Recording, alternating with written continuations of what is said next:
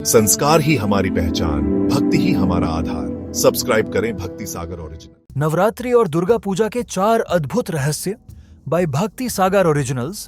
पहला अध्याय, नवरात्रि का महत्व। नवरात्रि यानी 9 रातें। साल में 4 बार नवरात्र आते हैं, चैत्र, आषाढ़, माघ और आश्विन। लेकिन पूरे भारत में विशेष रूप से 2 नवरात्रि, चैत्र नवरात्रि और शारदीय नवरात्रि बड़े धूमधाम से मनाई जाती है। शारदीय नवरात्र, जो आश्विन मास में आता है, दशहरे के साथ समाप्त होता है। इन 9 दिनों तक शक्ति की पूजा होती है। कहीं उपवास रखा जाता है, कहीं गरबा डांडिया खेला जाता है और कहीं मां की भव्य आरती और झांकियां सजाई जाती हैं।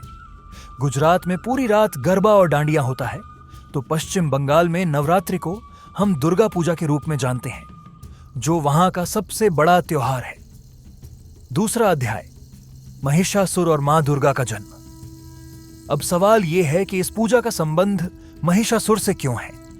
महिषासुर एक असुर था जिसने कठोर तपस्या कर ब्रह्मा जी से वरदान पाया कि उसका वध न तो कोई देवता, न कोई मानव और न ही कोई पुरुष कर पाएगा। वरदान पाकर वह अत्याचारी बन गया और त्रिलोक पर कब्जा करने लगा। महिषासुर के अत्याचार से त्रस्त होकर देवता एकत्र हुए और अपनी शक्तियां मिलाकर एक तेजस्विनी शक्ति का निर्माण किया। देवताओं के तेज से प्रकट हुई मां दुर्गा। विष्णु जी ने उन्हें चक्र दिया, शिव जी ने त्रिशूल, इंद्र ने वज्र, वरुण ने शंख और हिमालय ने शेर को उनका वाहन बनाया। मां दुर्गा ने 9 रातों और 10 दिनों तक महिषासुर से युद्ध किया और दशमी के दिन उसका वध करा। यही कारण है कि नवरात्रि और दशहरा अच्छाई की बुराई पर विजय का प्रतीक माने जाते हैं। तीसरा अध्याय, आरती में महिषासुर का नाम। आपने आरती में सुना होगा, जय अम्बे गौरी, मैया जय श्यामा गौरी, शंभु निशंभु बिडारे महिषासुर घाती।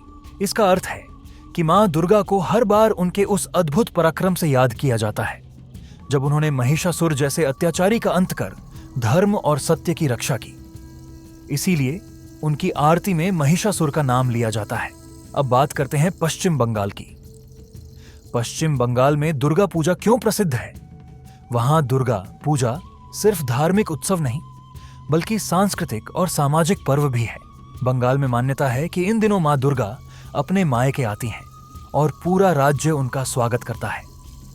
इसीलिए 5 दिनों तक, षष्ठी से विजयादशमी तक, हर गली और चौराहे पर विशाल पंडाल सजते हैं। भव्य मूर्तियां, कला, संगीत, नृत्य और लोक परंपराएं इस उत्सव को खास बनाती हैं। यही कारण है कि कोलकाता की दुर्गा पूजा को यूनेस्को की अमूर्त सांस्कृतिक धरोहर में भी शामिल किया गया है। तो इस तरह नवरात्रि और दुर्गा पूजा केवल धार्मिक पर्व नहीं, बल्कि हमारी परंपरा और संस्कृति का अभिन्न हिस्सा है। अगर आपको वीडियो पसंद आया हो तो इसे लाइक, शेयर और सब्सक्राइब जरूर करें। मिलते हैं अगले वीडियो में। जय श्री राम, राधे राधे।